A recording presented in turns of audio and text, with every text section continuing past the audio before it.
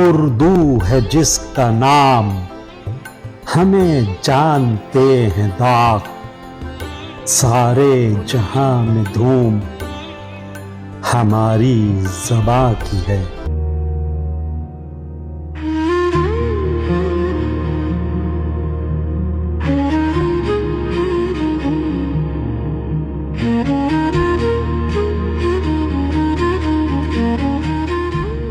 قرۃ العین حیدر، آگ کا دریا اور محمود فاروقی۔ بحوالہ قرۃ العین حیدر کے دو کردار از محمود فاروقی۔ ایک تنقیدی مقالہ۔ یہ عشق نہیں آساں، اتنا ہی سمجھ لیجئے، ایک آگ کا دریا ہے اور ڈوب کے جانا ہے۔ ساتویں قسط۔ آواز و پیشکش مشہود فاروقی۔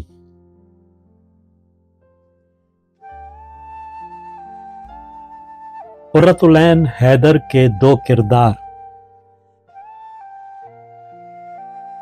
بات کچھ دور نکل چلی، لیکن کیا جائے، ناول نگار کی روانی تحریر یا زنجیر قامہ بنی جا رہی ہے، پیچھا چھڑائے نہیں چھوٹتا۔ اب کیا اوپر لکھے ہوئے مکالمے کے سلسلے میں یہ بھی پوچھ بیٹھوں کہ یہ جو آپ کی چمپا نے کہا کہ شکر کرو یہ گاؤں ہے، یہاں کوئی برا نہیں مانتا، جون پور میں اگر تم اس طرح گھنٹوں بیٹھ کر ہم سے باتیں کرتے تو دیکھتے اپنا حشر کہاں تک واقعے کے مطابق ہے، ہندوستان کے کس عہد میں، کون سا وہ گاؤں رہا ہے جہاں گاؤں کی ناریاں غیر مردوں، وہ بھی دوسری قوم کے پردیسیوں سے کھلم کھلا یوں گھنٹوں بیٹھی راز و نیاز کی باتیں کرتی رہیں اور کوئی برا نہ مانے۔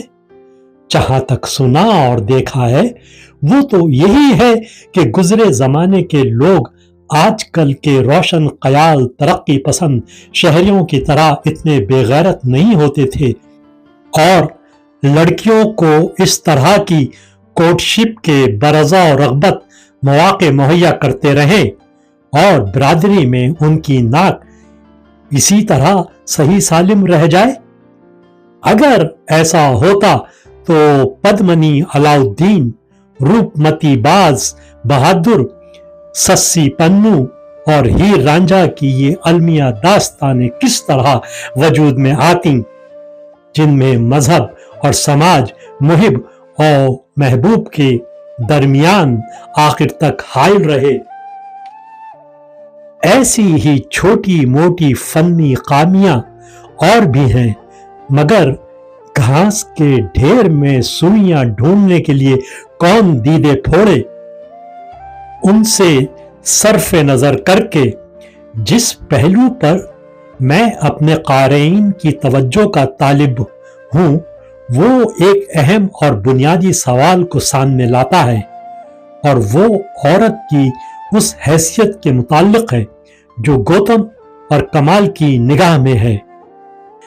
گوتم کے پورے عہد میں جن عورتوں کو قرۃ العین حیدر نے تخلیق کیا ہے، وہ اپنے وقت کے مروجہ علوم و فنون میں کامل دستگاہ رکھتی ہیں۔ ان کو منو کے شاستر، شاکیا منی کے نروان، شنکراچاریہ کے تجریدی تصورات، جمینی کی مادی نظریات، کپل کے ملحدانہ خیالات، غرض روح اور مادہ، جز اور کل، لفظ و معنی کی ساری حیتوں سے پوری واقفیت ہے۔ راگ راگنی کے سارے توڑ، رقص کے تمام رس اور بھاؤ ان کی گھٹی میں پڑے ہیں۔ فنون لطیفہ ان کے ہاتھ کی لکیر ہیں، ان کو آزادی حاصل ہے، وہ مردوں کی غلام نہیں، اپنی آپ مختار ہیں، خود سوچتی ہیں، خود بولتی ہیں، اور پھر ان کی لاج ایسی کہ دیویاں شرمائیں، آن بان میں یوں کہ حوریں آنکھیں بچھائیں۔ کیوں نہ ہو درگال، لکشمی، سرسوتی اور گوری کا تقدس ان کے مانگ کی سندور، شکنتلا، دینتی، ساوتری اور سیتا کی ریت ان کی پیشانی کا ٹیکا تھی۔ چنانچہ گندھاری نے اپنے اندھے منگیتر کی خاطر خود بھی اپنی آنکھوں پر پٹی باندھ لی تھی، اور انسویا اس قدر وفا شعار تھیں کہ اپنے پتی کو خود اپنی سوتن کے گھر پہنچانے گئی تھیں، اور منو مہاراج نے کہا تھا، جس جگہ عورتوں کی عزت کی جاتی ہے وہاں دیوتا خوشی سے رہتے ہیں۔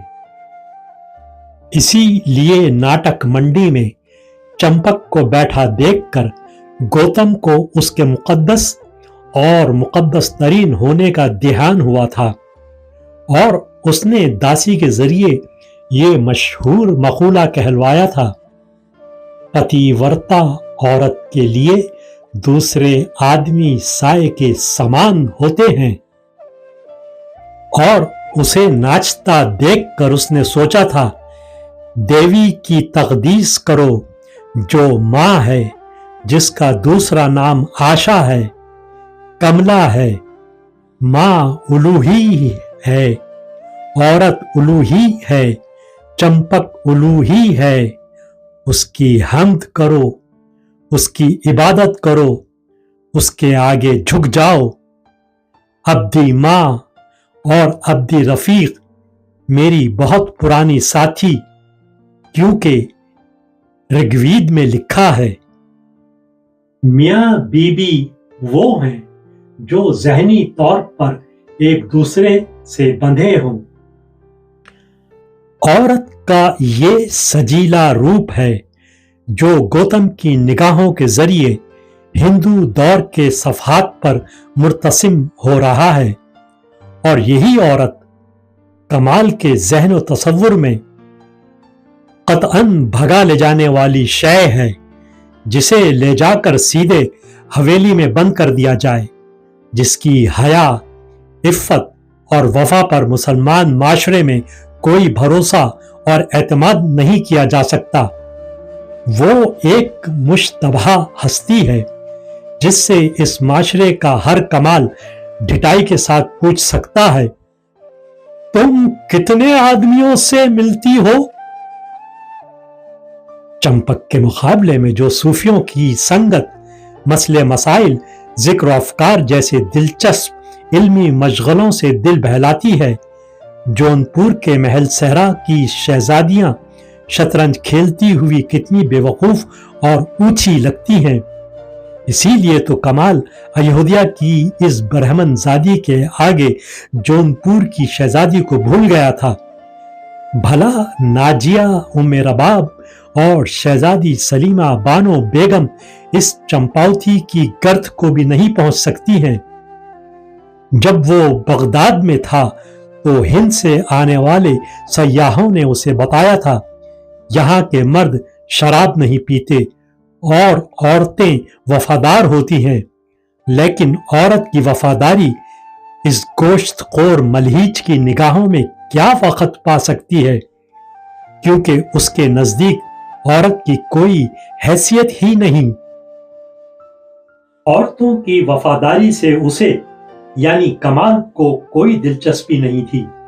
جس دنیا سے نکل کر وہ آیا تھا، جس دنیا میں وہ رہتا تھا، یعنی مسلم معاشرہ، اس میں عورت اسی وقت داخل ہو سکتی تھی جب خود اسے عورت کی رفاقت کی ضرورت محسوس ہو۔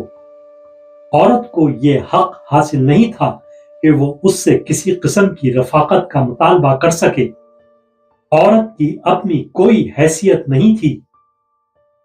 عورت ہر حال میں مرد کی جائیداد تھی، اس کے رحم و کرم پر زندہ تھی، उसकी खुशनुदी के लिए जिसकी तख्लीक की गई थी, उसकी अपनी कोई राय न थी, तमन्नाएं, कोई जिंदगी,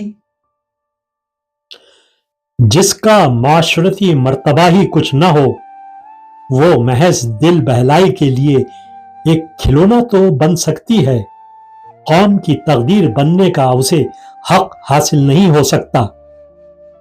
मगर बहरहाल खुदावंद ताला की ये मखलूक बहुत दिलचस्प चीज थी। ये महज उसका हक था कि वो मुख्तलिफ औरतों को पसंद करे, वक्तन फवक्तन उनसे मोहब्बत करता रहे। उसकी महबूबा को ये हक कहां से पहुंचता था कि वो भी उससे वफा का मुतालबा करे। उसका तो सिर्फ यही काम था कि गुड़िया की तरह सजी बनी बैठी रहे। लेकिन इस अजनबी बेतुके मुल्क में आन कर उसने खुदा की खूबसूरत बेजबान मखलूक को एक नए रूप में देखा था।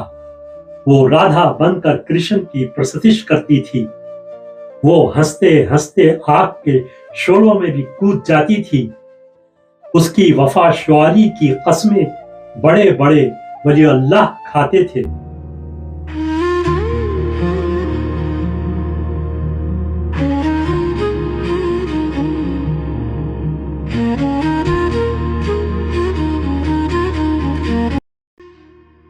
वीडियो देखने के बाद चैनल को सब्सक्राइब करना ना भूलें और ताज़ा तरीन अपडेट्स के लिए घंटी के बटन को जरूर दबाएं ताकि हमारे मुनफरिद और पुरअसर पैगामात आप तक पहुंचते रहें। और अगर लाइक करें तो अपने दोस्तों के साथ शेयर करें। शुक्रिया।